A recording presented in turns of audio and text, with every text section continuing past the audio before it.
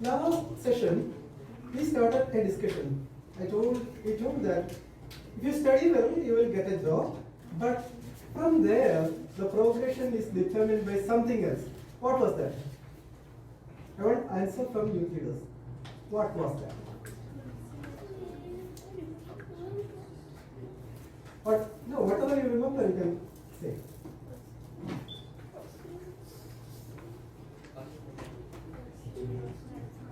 Do you remember anything? That's okay. What do you remember? That only you can. Tell frankly. This is your forum.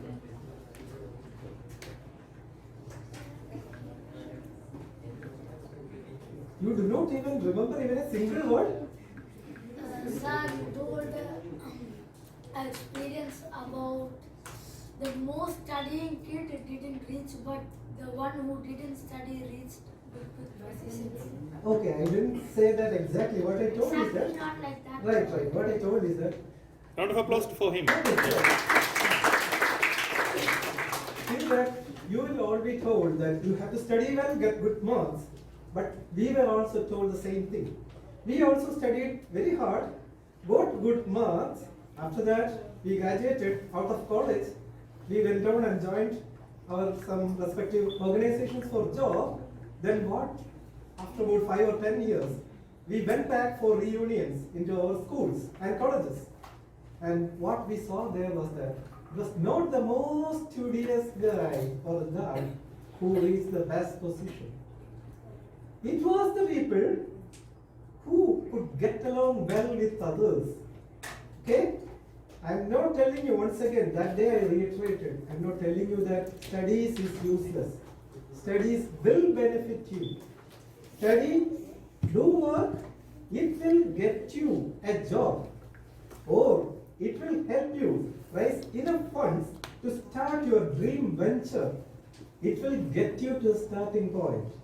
But from the starting point, to move ahead, you will have to work with a unique creature. Do you know what that unique creature is? Human beings, other human beings. They are the most complex creatures on earth. Each one of us, we ourselves, are more complex than the most complex, most advanced supercomputer. And we will have to deal with tens or 50s or hundreds of other similar creatures who are the most complex supercomputers in the world, and they constitute the real world. The theory and the book that we read, that will not be sufficient in most of the cases to understand and interact with the society and with others. And for that, the set of skills that you will need to have, it is called emotional intelligence. Emotions means feelings. Okay? So what was seen is people who know their own emotions and who can understand others' emotions and accordingly calibrate their interactions. Those kind of people, they were the ones who were progressing really fast. And one very, very good thing about emotional intelligence is that this is something that is learnable. You can teach, you can learn. What does it involve? And how should actually we need to respond in certain kind of situations. But today we have to understand how did we end up in this place? How did it so happen that all the education doesn't really translate into how the best way to behave in this world? I am short of time, but pardon me if I take maybe 5 minutes more today, okay? Let me ask you a question. Here I have a light pen and a heavy pen. Okay, if I drop it on the floor, which one will hit the floor first? Heavy Heavy pen. Okay, you all say so. I'm going to, is there any different answer? Anybody? Both of them will hit in the not at the same You are time. right, okay? He is the right person. You see for yourself. Okay? But our humanity, in the BC 2000, Aristotle said, if you drop two bodies, one heavy and one light, the heavy body will fall first on the ground. And human beings, we people, believed it for how many years can you imagine? Millions?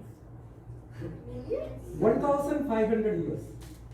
Nobody bothered to do an experiment and see whether Aristotle told is right or wrong. It was Galileo.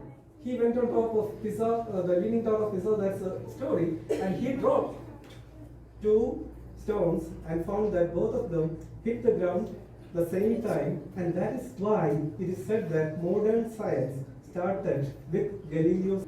Alright, so what is the difference between this scientific methodology and the previous methodology?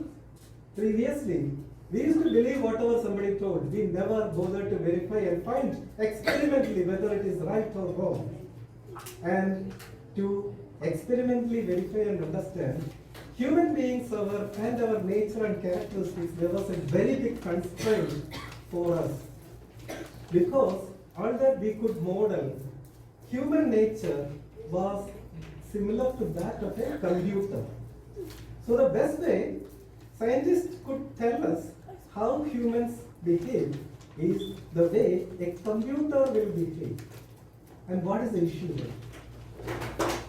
What is the problem? If you think that human beings and computers are similar, is there a problem? Yes, sir. Human beings have emotions, computers don't. Exactly. Computers are purely rational. They will make some calculations and they will give the most logical answer. But do we behave logically? If you have to, yes, we don't. You are right. If you have to choose a shirt, how can you logically decide whether should we buy a red shirt or a blue shirt? Is there a logical way to find it? Is there a rational way to find it? But we have to make this kind of decisions on our day-to-day life, don't we? Yes, sir. How do we make the decision? Emotionally. Based on our emotions, based on our feelings. So, most of our decisions and behaviors are dictated by our emotions, but all that science could tell us was about everything except emotions. So, that is the reason our curriculum, our schools, and our teachers, they were not teaching us about emotions because we understood so little about emotions. And then, in the last century, there was a new field in medical science called MRI and fMRI scans. They could scan your brain images and the way the brain works when you experience sadness, fear, happiness and all. And therefore, from that, the scientific clarity about what are emotions, how actually they influence us, how to trigger them, what are the right techniques and methods to bring them or manipulate them or to make the best use of them, that came to light. So this field of emotional intelligence is a very, very recent one. It is not physics as old as 2000 years. It is the best-selling book on emotional intelligence was published only in the year 1995. It is so recent and it is so advanced. So I have exceeded my time by 2 minutes. We will continue this discussion in the subsequent sessions.